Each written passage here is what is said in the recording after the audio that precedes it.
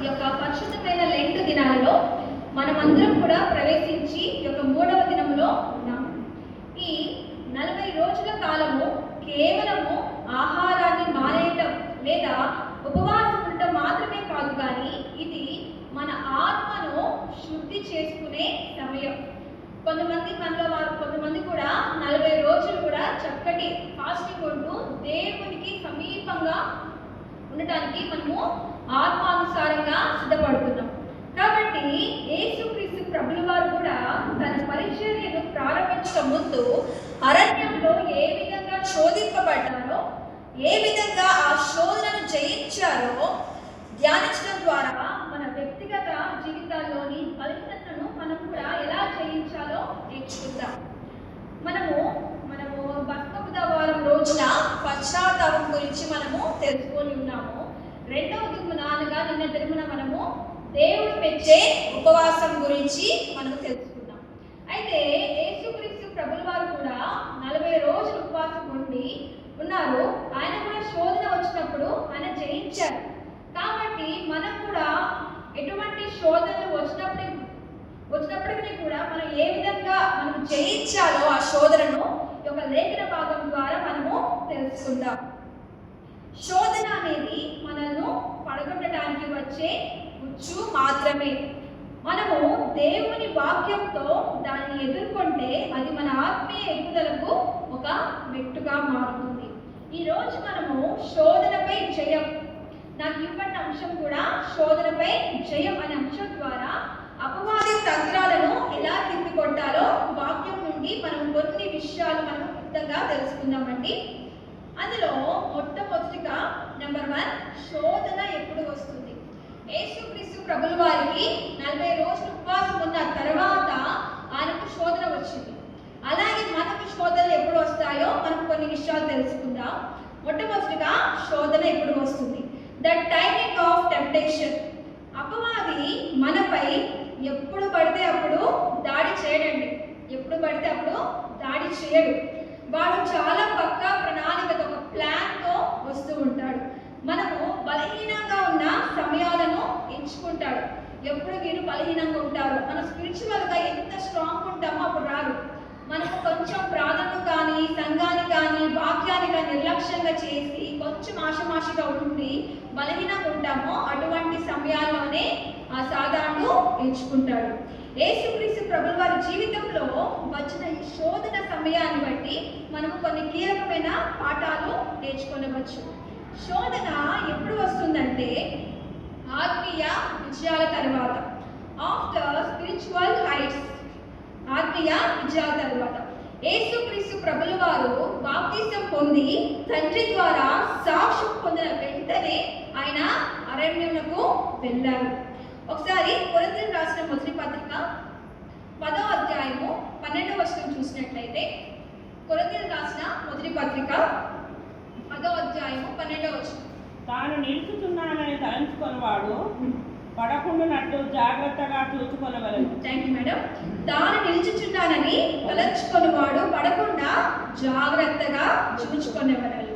ఇక మనం చూసినట్లయితే మనం ప్రార్థనలో గొప్ప జయం పొందినప్పుడు లేదా దేవుని కృపను చూచినప్పుడు ఇక నాకు ఏ భయం లేదు, నాకు దేవుడు తోడుగా ఉన్నాడు అనే ఒక అది విశ్వాసంగా కూడా కాదు, ఒక అతి విశ్వాసంతో అతి జాగ్రత్తగా ఉన్నప్పుడు ఆ ఏమని పాటలోనే అపవాది మనపై బాణాలను విసురుతూ ఉంటాడు. ఉదాహరణ మనం చూసినట్లయితే ఏలియా ప్రవక్త గారు కూడా కర్మేలు కొండ మీద ఒక 450 మంది అబద్ధ ప్రవక్తల మీద ఆయన వారిని ఓడించి దేవుని వాక్యం ఇది అని చెప్పి స్పష్టంగా తెలియజేసినప్పుడు యెజబెలు రాణి ద్వారా ఆయన బెదిరింపుకు భయపడి ఉన్నాడని చెప్పి మనం తెలుసుకోవచ్చు. ఆయన బెదిరింపుకు భయపడి నిరాశలో ఆయన పడిపోయాడు. విజయం తర్వాత వచ్చే గర్వము లేదా అలసట శోధనకు మార్గము సుగమనం చేస్తుంది. అలాగే శోధన ఎప్పుడు వస్తుంది అంటే మనము శారీరకంగా లేదా బలహీనంగా ఉన్నప్పుడు, అది మానసికంగా మనం కృంగిపోయినప్పుడు, అలసిపోయినప్పుడు వస్తుంది. In times of weakness. యేసుక్రీస్తు ప్రభుల వారు కూడా 40 రోజులు ఉపవాసం ఉన్నప్పుడు ఆయన శారీరకంగా ఆయన బలహీన పడిపోయారు.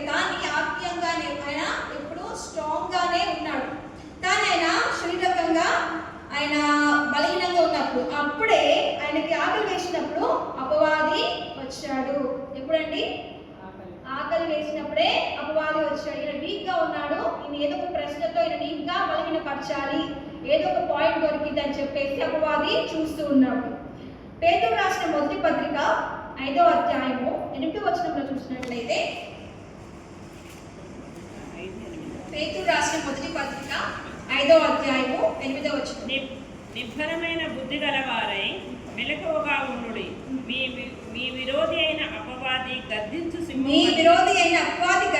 సింహం వలె ఎవరిని మృంగుదునా అని వెతుకుచూ తిరుగుచున్నాడు. ఇక్కడ చూసినట్లయితే అపవాది ఎలా తిరుగుతున్నాడంటే గర్జించు సింహం వలె. ఇక్కడ గర్జించు సింహమేమో సాతాను, యూదా గోత్రపు సింహమేమో దేవుడు యేసుక్రీస్తు ప్రభుల వారి. మనం కొంచెం గమనించుకోవాలి. అయితే మన అనారోగ్యంగా ఉన్నప్పుడు, లేక ఆర్థిక సమస్యలు మనం ఇబ్బంది పడుతున్నప్పుడు, లేక మానసిక ఒత్తిడికి మనం గురైనప్పుడు, బలహీనమైన సమయంలోనే ఒక సాతానుడు మన మీద ఒక బాణాన్ని విసురుతూ ఉంటాడు. అటువంటి సమయాల్లో మనకు కూడా కొన్ని డెసిషన్స్ ఎలా ఉంటాయంటే రాంగ్ డెసిషన్స్ గా ఉంటాయి. ఇప్పుడు మనం శారీరకంగా, మానసికంగా, మనము ఇంకా ఆత్మీయంగా కృంగిపోయినప్పుడు మనం త్వరగా డెసిషన్స్ తీసుకోలేము. ఏదో ఒకటి చేద్దాంలే, మనకి ఆరోగ్యం బాగాలేదు కదా అని చెప్పేసి మనం రాంగ్ డెసిషన్స్ తీసుకునే వారంగా ఉంటాం. అటువంటి అవసరాన్ని తన అవకాశంగా మార్చుకుంటాడు. ఉదాహరణకు మనం చూసినట్లయితే ఆదికాండంలో మనకు ఏశావు మనకు గుర్తొస్తూ ఉంటాడండి. ఆదికాండము 25వ అధ్యాయము 29 నుంచి 34 వచనములు. ఆదికాండము 25వ అధ్యాయము 29 నుంచి 34 వచనములు. ఒకనాడు యాకోబు కలగూర వంటకము వండుకొనుచుండగా ఏశావు అలసిన వాడై పొలంలో నుండి వచ్చి, నేను అలసియున్నాను, ఆ ఎర్రగా నున్న దానిలో కొంచెము దయచేసి నాకు పెట్టుమని అడిగాడు. అందుచేత అతని పేరు ఎదోము అనబడెను. అందుకు యాకోబు, నీ జ్యేష్ఠత్వము నేడు నాకిమ్మని అడగగా, ఏశావు, నేను చావబోతున్నాను కదా, జ్యేష్ఠత్వము నాకెందుకనని. యాకోబు, నేడు నాతో ప్రమాణము చేయమని. అతడు యాకోబుతో ప్రమాణము చేసి అతనికి జ్యేష్ఠత్వమును అమ్మివేయగా, యాకోబు ఆహారమును చిక్కుడు కాయల వంటకమును ఏశావుకి ఇచ్చాడు. చాలండి. ఇక్కడ చూసినట్లయితే ఏశావు మనకు కనిపిస్తూ ఉంటాడు. ఏశావు వేట నుండి వచ్చి బాగా అలసిపోయి ఆయన ఆకలితో ఉన్నప్పుడు ఆయన తన తమ్ముడే నా అన్న ఇప్పుడు ఆకలితో వస్తూ ఉంటాడు, మా అన్నకి మంచి ఇష్టమైన ఒక ఎర్రగా ఉండే కూరను వండి నేను పెట్టి తన జ్యేష్ఠత్వాన్ని నాకు ఇమ్మని నేను అడుగుతానని చెప్పేసి ముందుగానే యాకోబు ద్వారా ఏశావుకు ఒక సాతాను శోధింపబడనిచ్చాడనమాట. ఏమని? ఒక కూటి కోసము తన జ్యేష్ఠత్వమును హక్కును అమ్ముకునే విధంగా చేశాడు. అంటే ఏశావుకు ఒక కూర ద్వారా శోధన కలిగింది. అలాగే మనకు కూడా రకరకాలుగా డిఫరెంట్ టైప్స్ ఆఫ్ టెంప్టేషన్స్ ను ఆ సాతాను మనకు శోధిస్తూ ఉంటాడు. కాబట్టి మనము ఆ వివేచన కలిగి, మన ఆత్మీయ వివేచన కలిగి మనము దేవునికి ప్రార్థించే వారంగా ఉండాలి. అలాగే శోధన మనకు ఎప్పుడు వస్తుంది అంటే ఒంటరిగా ఉన్నప్పుడు, డ్యూరింగ్ ఐసోలేషన్. యేసుక్రీస్తు ప్రభుల వారు అరణ్యంలో ఒంటరిగా ఉన్నప్పుడు శోధనకు గురై ఉన్నాడు. అప్పుడు కొండ మీద నుంచి ఆయన దిగి వస్తున్నప్పుడు శిష్యులు ఉన్నారండి? లేదు. ఆయన ఒంటరిగానే ఉండి దిగి వస్తుంటే సాతానుడు శోధించాడనమాట. ఒకసారి ప్రసంగి గ్రంథము 4వ అధ్యాయము 10వ వచనం చూసినట్లయితే, ప్రసంగి గ్రంథము 4వ అధ్యాయము 10వ వచనం,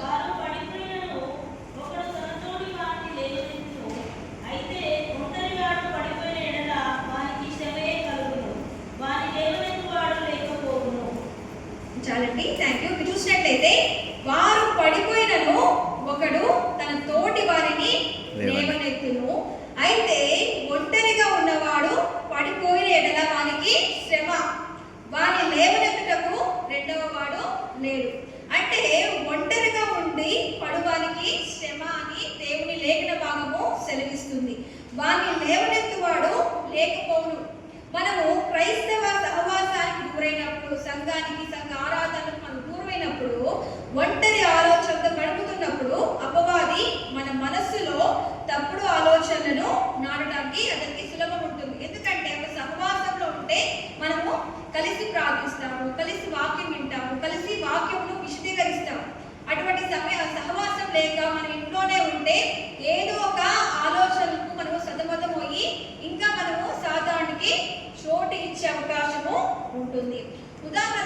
చూసినట్లయితే సమూయేలు రాసిన 2వ గ్రంథము 11వ అధ్యాయం నేను చదువుతానండి.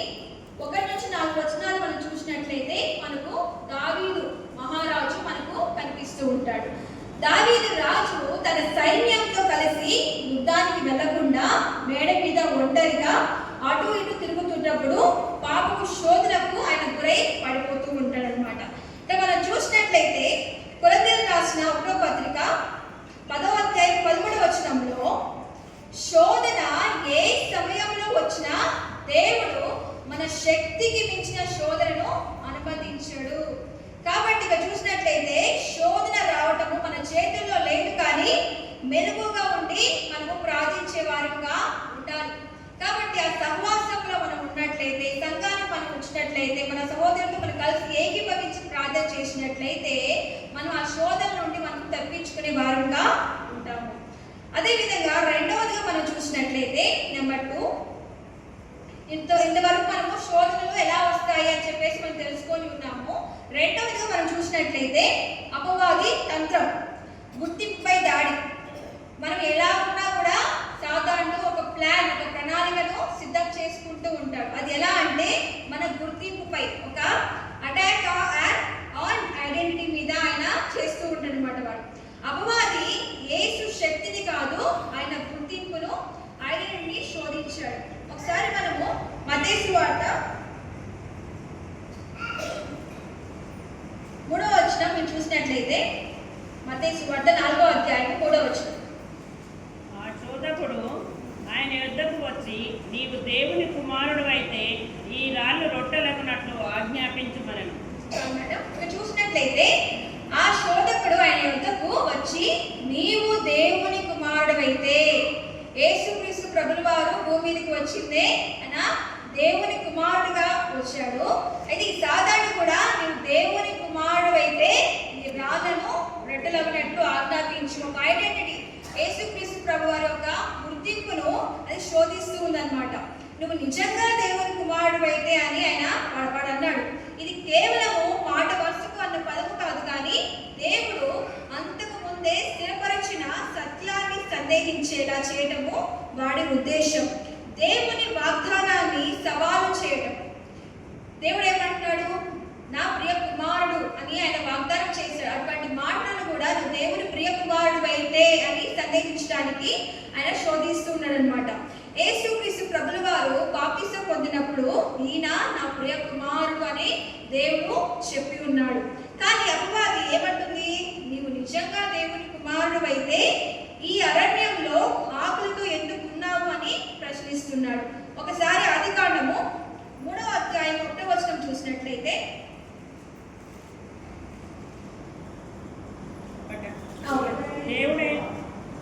దేవుడైన యెహోవా చేసిన సమస్త భూజంతువులలో సర్పము యుక్తిగలదై ఉండెను.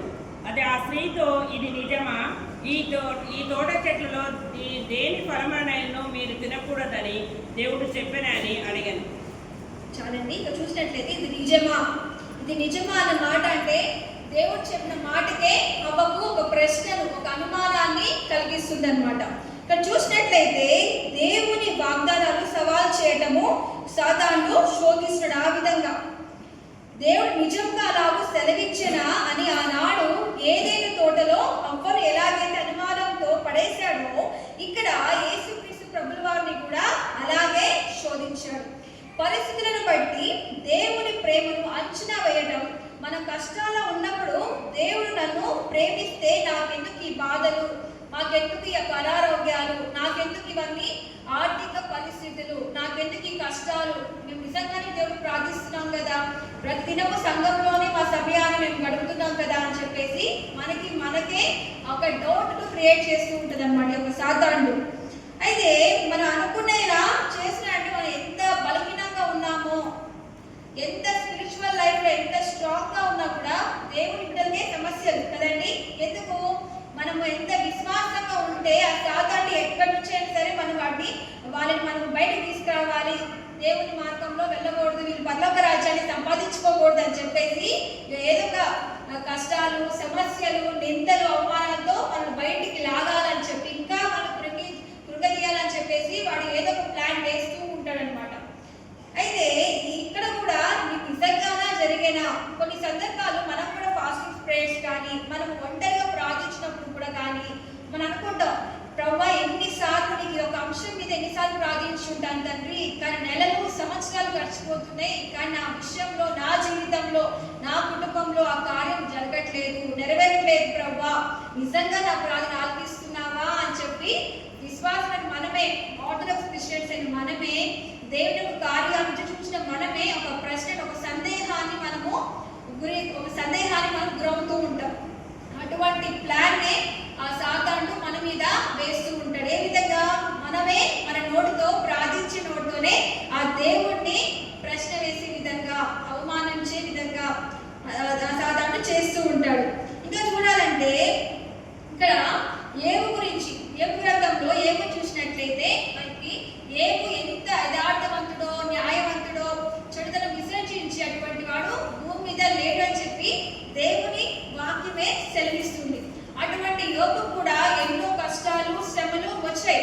ఇక్కడ చూసినట్లయితే యోగు గ్రంథంలో తన ఆస్తిని ఇంకా పిల్లలను కోల్పోయినప్పుడు అపవాది ఎవరి ద్వారా శోధింపబడిచాడండి?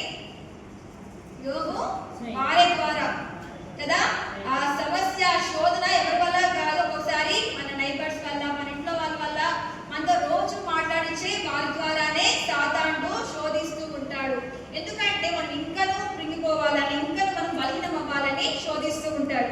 అయితే ఇక్కడ యోగు భార్య కూడా ఇలా మాట్లాడుతుంది, ఇంకా నీవు నీ యథార్థతను వదలక ఉందువా, దేవుణ్ణి దూషించి నువ్వు మరణము కమ్ము అని శోధించాడు. ఏ భార్యను పక్కన అర్థదా అనదు. ఇటువంటి కఠినమైన మాట్లాడుతుందంటే సాతానుడును ప్రేరేపిస్తున్నాడు. నీవు వదలక ఉందువా, దేవుని దూషించి, అంటే సరే నువ్వు ఎట్లా ముందులే అనట్లా, దేవుణ్ణి దూషించి నువ్వు తిట్టేసి, నువ్వు ఇంకా ప్రార్థించడం మానేసి నువ్వు మరణం కమ్ము అని చెప్పేసి దేవుని మాటను కైకొనకూడదు అని చెప్పేసి సాతానుడు శోధిస్తున్నాడు. ప్రియమైన దేవుని వాళ్ళారా, అటువంటి శోధించాడు, కానీ యోగు దేవుని స్వభావాన్ని ఆయన అనుమానించలేదు. నా భార్య కూడా అంటుంది కదా, నేను ఎందుకు ఇంకా ఇంత నిష్ఠగా ఉన్నానని అనుకోలేదు. ప్రభా ఈ శోధనను తప్పించమని ఇంకా ఆయన ప్రార్థనకు దేవునికి ఇంకా దగ్గరయ్యాడు కదా. దగ్గరయ్యాడు, ఆయన ఏం చేశాడు?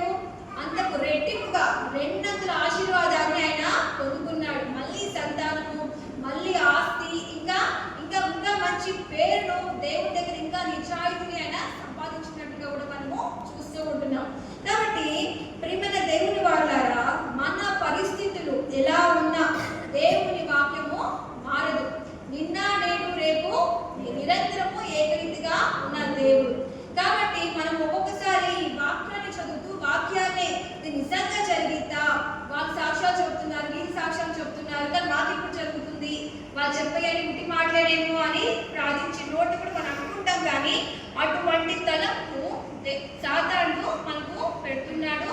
అటువంటి తలంపు ద్వారా మనము శోధింపబడుతున్నామంటే మళ్ళీ మనం మోకరించి, ప్రభువా ఇటువంటి శోధనకు నేను గురవుతున్నాను, ఈ శోధన నుంచి తీసుకుని ప్రభువా అని చెప్పి మనము దేవునికి ప్రార్థించే వారంగా ఉండాలి. ఒక్కొక్కరికి ఒక్కొక్క శోధన కదా. యోగుకేమో పిల్లలు, ఆస్తి నష్టము, ఇంకా ఏసావుకేమో జ్యేష్ఠత్వము, ఇంకా మిగతా వారికి ఒక్కొక్క శోధన. అలాగే మనం కూడా పిల్లల వివాహము కానీ, గృహాలు కానీ, ఉద్యోగాలు కానీ, ఇంకా మన అనారోగ్య సమస్యలు కానీ, ఇంకేవో ఉంటాయి. ఒక్కొక్క శోధన సాతానుడు మనం శోధిస్తూ ఉంటాడు. అటువంటి ఏ శోధన వచ్చినప్పుడు మనము మనం ప్రార్థించాలి, దేవుని పాదాల చెంత మనము విడిచిపెట్టాలి. దేవుడు మనకు తప్పక సహాయం చేసే దేవుడు. ఇంకా మనం చెప్పాలంటే కూడా మనము ఇంకా వర్కింగ్ పర్సన్స్ కానీ, ఉమెన్స్ కానీ, ఇంకా నైబర్స్, ఇంకా నాన్ క్రిస్టియన్స్ మధ్య పరిచర్య చేసేవారు కానీ, వర్క్ చేసేవారు ఇంకా శోధన కదా. మనకి ఏదైనా సమస్యతో బాధపడుతున్నామంటే వాళ్ళు ఏమంటారు? నీ దేవుడు సహాయం చేసే దేవుడు కదా, మీరే ఇట్లా అంటే ఎట్లా అని చెప్పేసి ఇంకా నీ సన్మానం వాళ్ళకి షేర్ చేయలేము, లేకపోతే ఇంకా మనం కుమిలిపోలేము. ఇంకా స్ట్రాంగ్ ఉంటారు, మనం ప్రయత్నిస్తాం, కానీ మన వల్ల కాదు. కాబట్టి అటువంటి వారి మధ్య కూడా వాళ్ళు దేవునికి ఉన్నారన్న, వారి మధ్య వారి సువార్త ప్రకటిస్తున్నారన్న కూడా దేవునికే మహిమ. మన ఫెయిత్ను వారు టెస్ట్ చేస్తూ ఉంటారు. మనం అప్పుడు కూడా ప్రభా నేను నీకు నీ బిడ్డగా అనేక మందికి సాక్షి బిడ్డగా నేను ఉండటం నా కృప చూపించు ప్రభా అని చెప్పే వదిలేసి ఆ కష్టాలు కూడా మనం కృంగిపోకుండా మనము ప్రార్థించే వారంగా ఉండాలి. శోధన వచ్చినప్పుడు మన దృష్టి సమస్య మీద కాదు కానీ దేవుడు మనకు వాగ్దానం చేసిన వాక్యం మీద ఉండాలి. ఆ వాగ్దానాలను మనము ఎత్తిపెట్టి ప్రార్థించే వారంగా ఉండాలి. ప్రభువా, ఈ కష్టం వచ్చినప్పుడు నీకు ప్రార్థించాను, ఈ వాక్యం ద్వారా, ఈ వాగ్దానం ద్వారా నీకు మాట్లాడవు ప్రభువా, ఈ వాగ్దానాన్ని నా జీవితంలో, నా కుటుంబంలో నెరవేర్చు తండ్రి అని మనము ప్రార్థించే వారంగా ఉండాలి. మూడవదిగా మనం చూసినట్లయితే, మూడవదిగా నెంబర్ 3, శారీరక అవసరాల కంటే దేవుని వాక్యమే శ్రేష్టము. Priority of God's word over physical needs. మనం చూసినట్లయితే అపవాది యేసుక్రీస్తుకున్న తీవ్రమైన ఆకలిని ఆసరాగా చేసుకొని కేవలము ఆహారం అనగా రొట్టె గురించి ఆలోచించేలా శోధించాడు. కానీ యేసుక్రీస్తు ప్రభుల వారు తన ప్రాధాన్యత ఏమిటో స్పష్టం చేశాడు. ఏమని? అవసరాల వెనుక ఉన్న ఉంచు. ఆకలి తీర్చుకోవటం తప్పు కాదు, కానీ దేవుని చిత్తానికి వ్యతిరేకంగా ఇక్కడ ఆయన ఏం చేశాడు? వ్యతిరేకంగా ఆయన అపవాది సూచించిన మార్గంలో ఆకలి తీర్చుకోవటం అనేది తప్పు. వాడేమంటున్నాడు? ఈ యొక్క రాళ్లను రొట్టెలుగా చేసుకో. దేవుడు తలుచుకుంటే చేసుకోగలడు, కానీ అపవాది చెప్పింది తప్పుదారి. ఆయన 40 రోజులు, ఆయన సిలువకు దగ్గరగా ఉన్న 40 రోజులు ఎంతో ప్రభువా, అది ఒక శ్రమ ఉంది, నేను ఎదుర్కొంటాను, నాకు శక్తిని ప్రభువా అని చెప్పి యేసుక్రీస్తు ప్రభుల వారు తండ్రి దగ్గర ప్రార్థించి ఉన్నాడు 40 రోజులు. కానీ దానికి దగ్గరగా ఉన్నాడు కాబట్టి సాధారణ ఏంటి? ఇంకా శోధిస్తున్నాడు. ఎందుకు? బలహీనం అవ్వాలని. కాబట్టి మన కష్ట సమయాల్లో కూడా అడ్డదారులు తొక్కమని అపవాది ప్రేరేపిస్తూ ఉంటాడు. మనకి తెలుసు మంచి ఏది, చెడేది, మంచి మార్గం ఏది, చెడు మార్గం ఏది మనకు తెలుసు. మనకు తెలిసినప్పుడు మళ్ళీ ప్రభు దగ్గరికి మనం వెళ్ళి పాదాల చేతులు చేరి, ప్రభా, ఈ శోధన దగ్గరికి వస్తుంది, ఈ అపవాది నన్ను ఈ విధంగా శోధిస్తున్నాడు తండ్రి, నాకు పోరాడే శక్తిని నాకు దయచే ప్రభా అని మనము ప్రార్థించే వారంగా ఉండాలి. మత్తయి సువార్త 4వ అధ్యాయం 4వ వచనంలో చూసినట్లయితే, మత్తయి సువార్త 4వ అధ్యాయం 4వ వచనంలో, మనుషుడు రొట్టె వలన మాత్రం కాదు కానీ దేవుని నోటి నుండి వచ్చు ప్రతి మాట వలన జీవించును అని రాయబడి ఉన్నది. నేను అంటే యేసుక్రీస్తు ప్రభుల వారు రాయబడి ఉన్నది కదా అని చెప్పి ఆయన చెప్తున్నాడు అనమాట. రొట్టె శరీరానికి తాత్కాలిక తృప్తిని ఇస్తుంది, కానీ దేవుని మాట ఆత్మకు నిత్య జీవాన్ని ఇస్తుంది. ఇక్కడ చూసినట్లయితే ఇశ్రాయేలు ప్రజలు కూడా అరణ్యంలో ఉన్నప్పుడు దేవుడు వారికి ఆకాశం నుండి మన్నాను కురిపించాడు. అయితే దేవుడు తన బిడ్డల అవసరాలను తీర్చగలడు అని నమ్మి ఆయన సమయం కోసం వేచి ఉండటమే శోధనపై జయము కదా. దేవుని సమయం కోసం వేచి ఉండేవారుగా ఉండాలి. నా దేవుడు తన ఐశ్వర్యం చొప్పున క్రీస్తు యేసునందు మహిమలో మీ ప్రతి అవసరమును తీర్చుకొని ఫిలిప్పీయులకు రాసిన పత్రిక 4వ అధ్యాయం 19వ వచనం రాయబడినట్లుగా మనం కూడా ఆ విధంగా ఉండాలి. నా దేవుని అవసరము తన మహిమైశ్వర్యంలో తీరుస్తాడు అనే నమ్మకంతో మనం ఉండాలి. నేడు మన జీవితాలు కూడా ఆర్థిక అవసరాల కోసము కొన్ని సందర్భాలు అబద్ధాలు ఆడుతూ ఉంటారు. అలాగే లేదా ఆత్మీయ జీవితాన్ని పక్కన పెట్టి కేవలము లోకపు సంపాదన కోసము ప్రాకులాడటము ఎలాంటిదంటే ఒక రాళ్లను రొట్టెలుగా చేసుకోవటముగా మార్చుకోవటమే.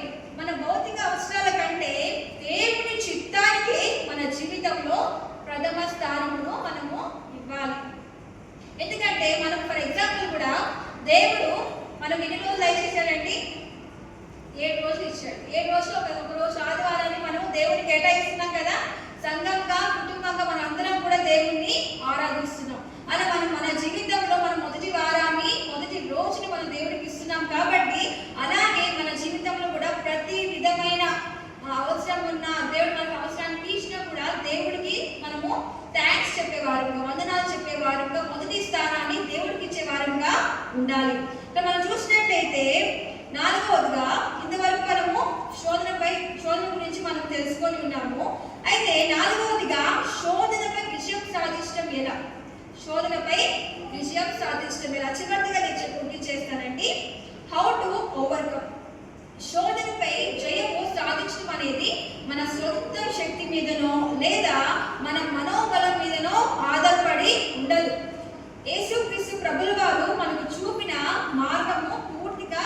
దైవికమైనది. వాక్యం అనే ఖడ్గాన్ని మనము ధరించాలి.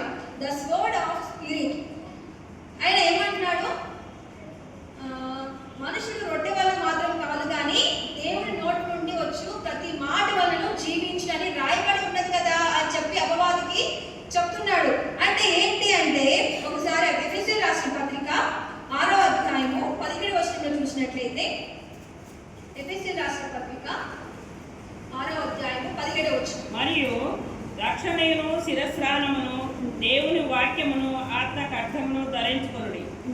ఆత్మ వలన ప్రతి సమయమందును ప్రతి విధమైన ప్రార్థన విజ్ఞాపనను చేయుతూ ఆ విషయమై సమస్త పరిశుద్ధుల నిమిత్తమును పూర్ణమైన పట్టుదలతో విజ్ఞాపన చేస్తూ మెలకువగా ఉండుడి. చాలు మేడం. మనం చూసినట్లయితే ఒక వాక్యాన్ని ఆత్మ ఖడ్గము అని పిలుస్తారు. యుద్ధంలో ఖడ్గం లేని సైనికుడు ఎంత బలహీనుడో, విశ్వాసమైన మనం కూడా వాక్యం పరిజ్ఞానం లేని వారం కూడా అంతే మనం బలహీనము అవుతాము. దేవునికి లోబడడం మరియు ఎదిగించడం ద్వారా యాకోబు పత్రిక 4వ అధ్యాయం 7వ వచనంలో ఇలా చెప్తుంది, దేవునికి లోబడి ఉండుడి, అపవాదిని ఎదిరించుడి, అప్పుడు వాడు మీ వద్ద నుండి పారిపోవును. దేవుడు ఏం చెప్తున్నాడు? అపవాదిని ఎదిరించుడి. మనకు యొక్క వాక్యాలు మనకు తెలిస్తే, దేవుడు చెప్పాడు కదా, ఏదైనా శోధన వచ్చినప్పుడు, అపవాది మనకి సమస్యలు గురి చేస్తున్నప్పుడు అపవాదిని మీరు ఎదిరించండి అని చెప్పాడు కదా అని చెప్పి మనము ఎదిరించే వారుగా ఉంటాం. అదే మనకు వాక్యం తెలియకపోతే మనకు అపవాది ఏమైనా శోధించడం, కష్టాలు సమస్యలు వచ్చిన భయపడిపోతాం. వాక్యం తెలిస్తే ఎదిరించే వారుగా ఉంటాం. కాబట్టి మనకు వాక్యం అనేది, వాక్య పరిజ్ఞానం అనేది మనకు ఉండాల్సిన విషయము చాలా మొదటి విషయం. అలాగే మనము అప్పుడు వాడు మీ వద్ద నుండి పారిపోవును. మొదట మనము దేవుని చిత్తానికి లోబడాలి. అప్పుడే అపవాది ఎదిరించే అధికారము మనకు వస్తుంది. అధికారం కూడా ఎవరికంటే వాళ్ళకి రాదు. ఎప్పుడంటే దేవుని చిత్తానికి లోబడి యెహోవా యందు భయభక్తులు కలిగి ఉన్నప్పుడే ఆ సాతాను కూడా ఎదిరించే శక్తి మనలో ఉంటుంది. ఇంకా చూస్తే ప్రార్థనలో మెరుగు కలిగి ఉండటం ద్వారా, వాచ్ఫుల్ లైఫ్ అండ్ ప్రేయర్. ఒకసారి మత్తయి సువార్త 26వ అధ్యాయము 41వ వచనంలో చూసినట్లయితే, మత్తయి సువార్త 26వ అధ్యాయం 41వ వచనం. ఎదిగి బట్టలో ప్రవేశించుకున్నట్టు మెలకువగా ఉండి ప్రార్థన చేయండి.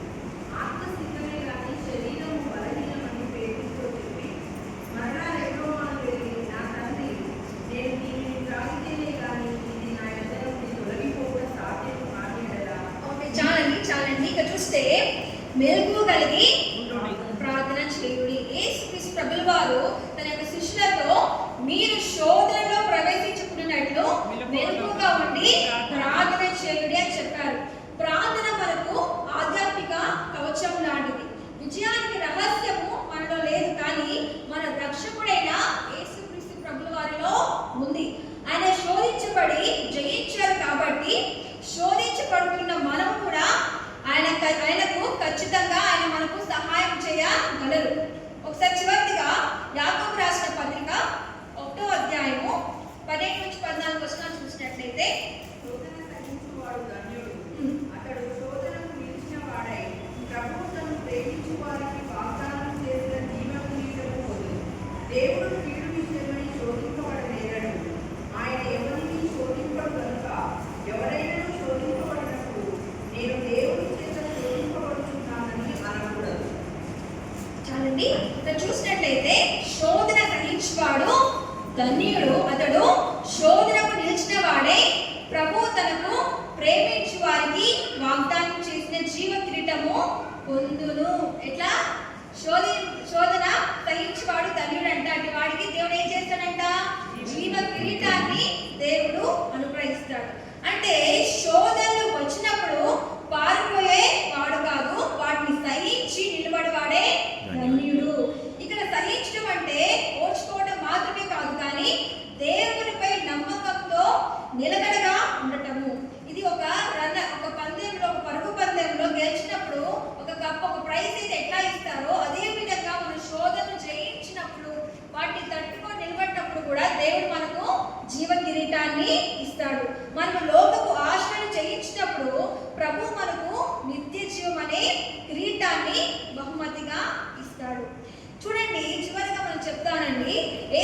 ప్రభుల వారు శోధన జయించడం ద్వారా మనకు ఒక మార్గాన్ని ఆయన మనకు చూపారు కదా. అంటే క్రైస్తవులకు శోధనలు, కష్టాలు, శ్రమలు రావని దేవుడు చెప్పలేదు, కానీ వాటిని ఏ విధంగా మనం జయించాలో దేవుడు మనకు ఒక మాదిరిని, ఒక మార్గాన్ని ఆయన చూపించాడు. ఈ యొక్క లెంట్ కాలంలో మనం కేవలం ఆహారాన్ని మాటమే కాదు, కానీ మన బలహీనతలను జయించేలా వాక్యంతో మనము నింపబడాలి. మీరు ఎదుర్కొంటున్న శోధన ఏదైనా కావచ్చు, కానీ అది ధనాశ, కోపం, అపవిత్రత లేదా భయం, దేవుని వాక్యము మీకు జయాన్ని ఇస్తుంది. ఈ యొక్క రాత్రికాల సమయంలో మనమందరం కూడా ఒక తీర్మానించుకోవాలి. ఈ రోజు నుండి శోధన ఎదురైనప్పుడు భయపడటం మనం మానేద్దాం. మన రక్షకుడైన యేసుక్రీస్తు ప్రభుల వారు నా పక్షాన ఉన్నాడు, నా పక్షాన ఉండి ఆయన వ్యాజ్యమాడుతాడు. ఇంకా ఆయన శోధన జయించాడు కాబట్టి ఆయన యందు మనం కూడా అత్యధిక విజయులము. అపవాది తెచ్చే ప్రతి ఆలోచనను దేవుడు వాక్యం అనే ఖడ్గంతో జయించాడు కాబట్టి జయించి జయ జీవితాన్ని గడిపాడు. ఆ విధంగా మనం కూడా వాక్యం అనే ఖడ్గాన్ని మనం ధరించుకొని ఆ శోధన నుండి కూడా మనము జయ జీవితాన్ని గడిపే వారంగా ఉండాలని కొద్ది మాటలను ఫలించి దేవుడు బహుగా దీవించి ఆశీర్వదించాలని కోరుకుంటూ ముగిస్తున్నాను. ఒక చిన్న కోరస్ పాట నేను ముగిస్తానండి.